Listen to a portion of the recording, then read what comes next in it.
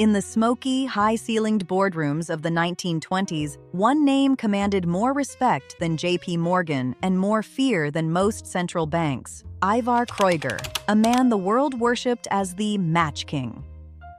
While Europe lay in ruins after the Great War, Kreuger saw an opportunity not in gold, but in the flicker of a single match.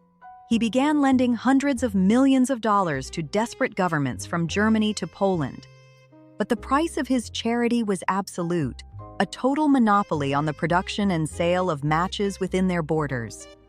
To the public in New York and London, Kreuger was a financial saint, a wizard who paid impossible 20% dividends even as the world slid into the Great Depression. But the truth hidden in his private safe was a labyrinth of over 400 shell companies and a web of off-balance sheet debt that no auditor was ever allowed to see.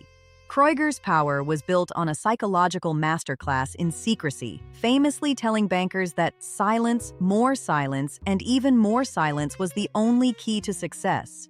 A tactic that allowed him to charm US presidents and negotiate face-to-face with Benito Mussolini.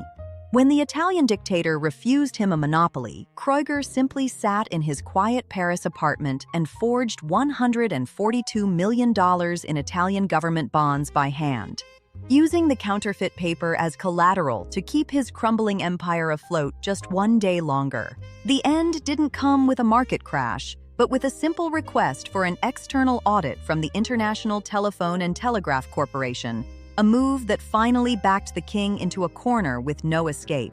On March 12, 1932, a single gunshot echoed through his flat at 5 Avenue Victor Emmanuel. The world mourned a hero. But as forensic auditors from Price Waterhouse spent the next 5 years untangling the wreckage, they discovered a $750 million crater where a fortune should have been. Kreuger hadn't just stolen money, he had pioneered the very financial instruments, from convertible gold debentures to multi-class share structures, that modern scammers still use to manipulate the global economy today. He was the Leonardo of larcenists, a man who proved that if you can own the light in a person's pocket, you can hide the darkness in your own ledger. Subscribe to The Wealth Witness to see the cold, calculated truth behind the legends of greed that built the modern world.